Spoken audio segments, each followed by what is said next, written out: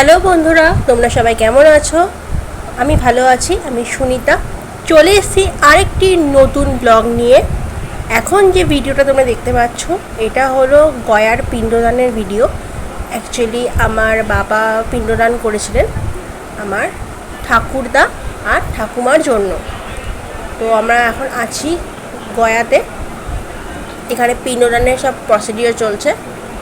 তোমরা দেখো এখানে যেটা তোমরা দেখতে পাবে যে কীভাবে পিণ্ডদান হচ্ছে, তার মন্ত্র কী পড়ছে, এই নিয়ে কিন্তু পুরো ভিডিও আসবে। তো তার আগে আমি একটা ছোট্ট ঝলক এটা দিচ্ছি যে পিণ্ডদানের সময় কী কী নিয়ম লাগে, কী মন্ত্র পড়ে। তো বেসিক্যালি এই নিয়ে হচ্ছে আজকের ভিডিওটা।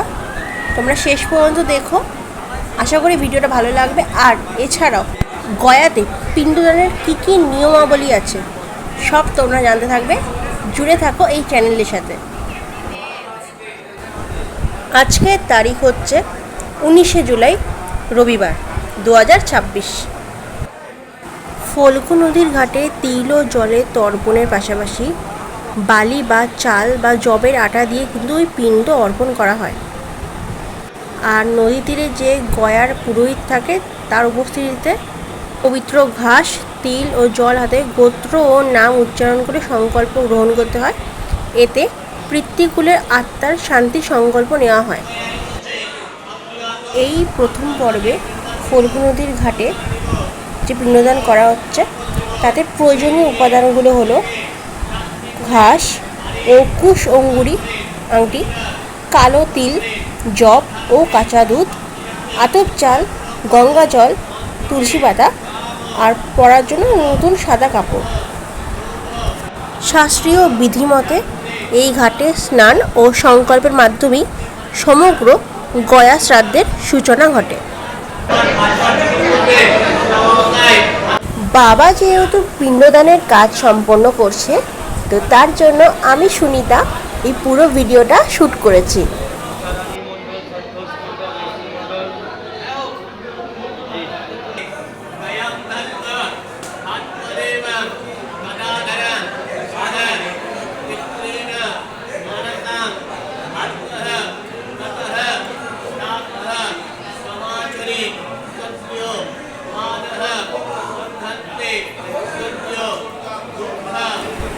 গয়ায় পিণ্ডদান করার নিয়ম মূলত তিনটি। প্রধান পবিত্র স্থানে একদিনে শাস্ত্রীয় ও বৈদিক আচার পালনের মাধ্যমে সম্পন্ন করা হয়। হিন্দু শাস্ত্র ও গরুড় পুরাণ অনুযায়ী পূর্বপুরুষদের আত্মার শান্তি ও মোক্ষ লাভের জন্য গয়াধামে পিণ্ডদান করা অত্যন্ত গুরুত্বপূর্ণ। এখন যেখানে দেখতে পাচ্ছেন যেখানে সব নিয়মাবলী পালন করা হচ্ছে, এটা হচ্ছে ফল্গু ঘাট। পাশে ফল্গু নদী আছে, ঠিক তার ঘাটের কাছে।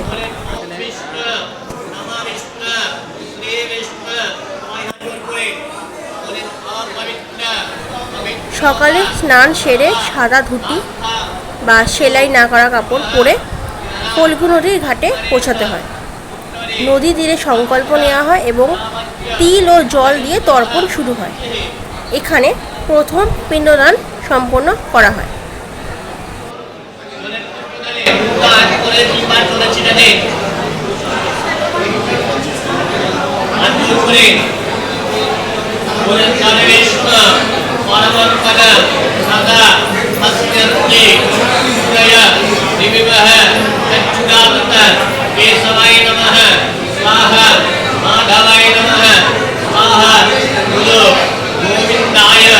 नमो नमः ऋषिकेशाय नमो नमः। যারা কাছে স্ত্রী আছে ডাইন দিকে বসে যান, যারা যারা কাছে স্ত্রী আছে ডাইন দিকে বসে যান।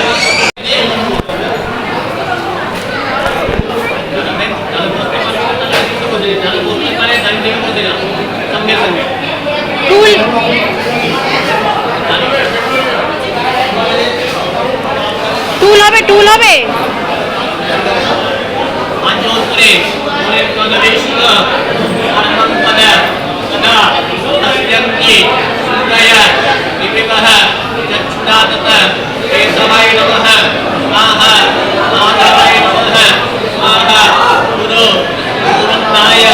नमो नमः কেশায় নমো নমঃ। হাতটা অল্প জল নিয়ে পরিষ্কার করে নাও। স্ত্রী উপরে অল্প জল কিছুটা দিয়ে দাও। হাতে ফুল নাও, সবাই হাতে ফুল নাও, অল্প অল্প করে নিবে। 3 জায়গা 5 হাতে অল্প ফুল তুলসী পাতা নাও। হ্যাঁ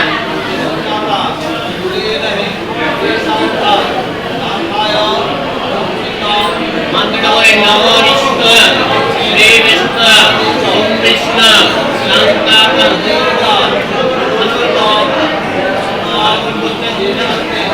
বলে নমো বিষ্ণু শ্রী বিষ্ণু ওম বিষ্ণু শান্তাকার জনসৈরম পদ্ম নাভম দেশম বিষ্ণ হরম গগন সদৃশম মেঘবর্ণম সুহংবরম লক্ষ্মী কান্তম কমল নৈনম যোগী বিদ্যা গানঃ নাগম্যম বন্দে বিষ্ণু ভব ভয়হরণ সর্ব লোকৈক অনাথন দেবতা यश्चः पित्रे यश्चः महा योगे सैव च नमः सुधाय सुधाय वित्त मेव नमो नमः आपोहं पापः कर्माहं पापात्म कामः शम्भवः नाहि माम कुण्डले कक्षः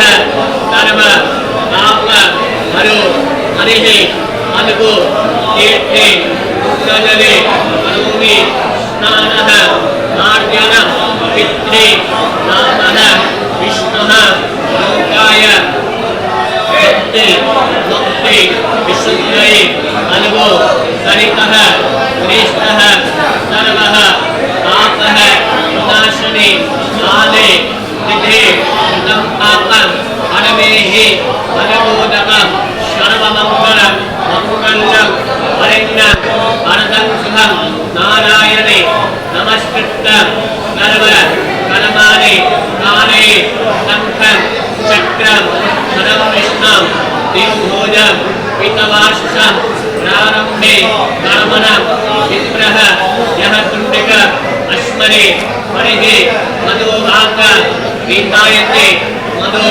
परन्ते विष्णवः मान्विन्न सन्तोषदे मद नप्त उपाससः मधुम आखिवै सुन्दरः मधु गौरस्तो नापितः मधु मधु मधु पुष्परेणु पुष्परेणु समद्भूतं पुष्पादं मधुरं मधु तेजः पुष्टे ब्रह्मण्यं नानार्थं ते श्रीरकं पूर्वविचरणं उच्यन्ते।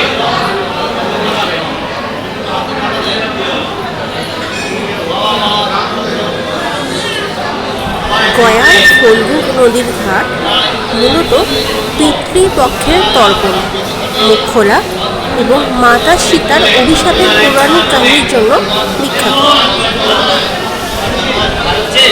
প্রথম পিণ্ডদান বেদি। গয়ায় 3 বেদি পিণ্ডদানের প্রথম পর্বটি ফল্গু নদীর ঘাটে শুরু হয়। এখানে স্নান করে পিতৃপুরুষের উদ্দেশ্যে জল ও তিল দিয়ে তর্পণ করা হয়। পৌরাণিক অভিশাপের কারণে নদীটি উপরে শুকনো বালুর মতো দেখায়, কিন্তু বালির কয়েক ইঞ্চি নিচে খুললেই স্বচ্ছ জল বেরিয়ে আসে। মাতা সীতার অভিশাপের ইতিহাস হলো, রামায়ণের কাহিনী অনুযায়ী রাম ও লক্ষ্মণ পিণ্ডদানের সামগ্রী আনতে গেলে সময় শেষ হয়ে এসেছিল।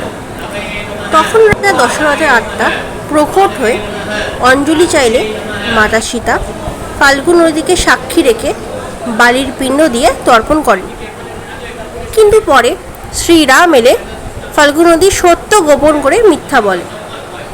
এতে ক্রুদ্ধ হয়ে সীতা ফাল্গু নদীকে অভিশাপ দেন যে এটি সর্বদা শুষ্ক থাকবে এবং কেবল মাটির নিচ দিয়ে এর জল প্রবাহিত হবে।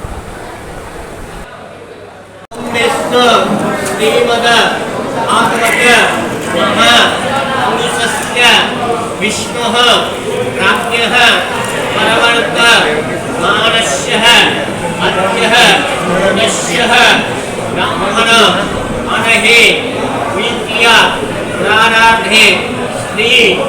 श्वेतः वाराः कल्पे जम्बो द्वीपे भारत वर्षे भरतः खण्ड मगध देशां तरगत चंप कारंग मधुबन गया गदाधर पुण्य छिद्रः असदगते सदगते प्राप्त्यर्थ आषाढ़ मासः शुभः शुक्लपक्षः पंचम्यामः शुभ उन्नश विसौ शुभ योग शुभ करण शुभ नगन एवं ग्रह गुण विशेषण विशिष्टा यामः आरते रमणः मुख्य प्राणः अंतर मतः पितृदोष शुक्रदोष निवारण नार्थक व्यायाम पित्रादिना मात्रादिना गुरु ससुर काश बंधु वर्गादिना अक्षय लोक पुण्यलोक वैकुंठलोक स्वर्गलोक गमनः ममः पिण्डदान जलदान संकल्प महं परिश्रय ছেড়ে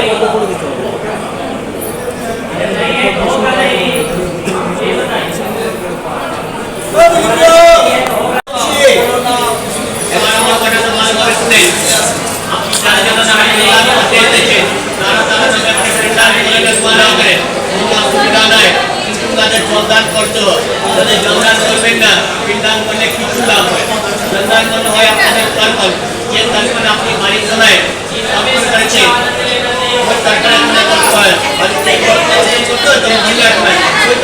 করতে হয় देव तर्पण करता है देव ऋषि को भाष ऋषि तर्पण करता है ऋषि बनता है हम भी अमीर समाज सकते किंतु का সেটা ইচ্ছা করতে ऋषि हमें जले छिपा देता है यम तर्पण करते हैं 14 यम आते वेदर का हमारी मान्यता सीता यम नहीं है 14 यम के तर्पण देते हैं पितृ तर्पण करते हैं तो तर्पण देव ना के संतुष्टि करते हैं प्रार्थना ना के वस्त्रदान वस्त्रदान पात्रदान अन्नदान তারপরে ওনাকে ফেলে দেয় ভর্তকি উপরে জলের চিতা দেবে বলেন ব্রহ্মা। এই প্রথম পর্ব শেষে পাণ্ডার কাছ থেকে আশীর্বাদ নিয়ে পরবর্তী বেদি বিষ্ণুপদ মন্দিরের উদ্দেশ্যে রওনা হতে হয়।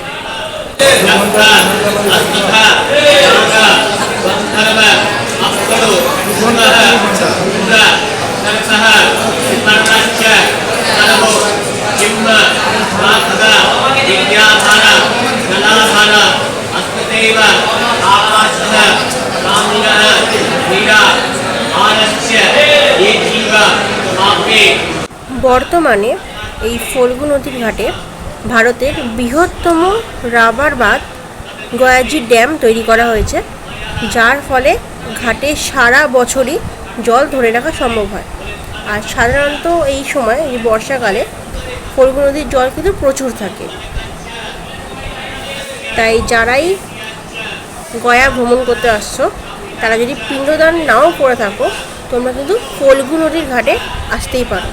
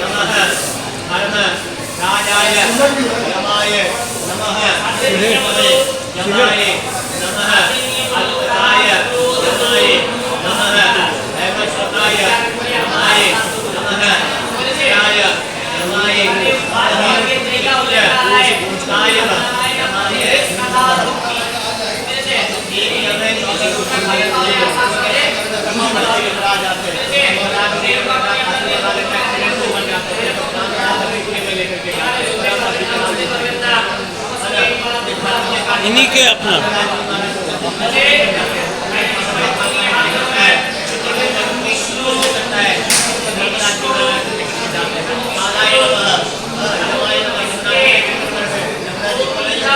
है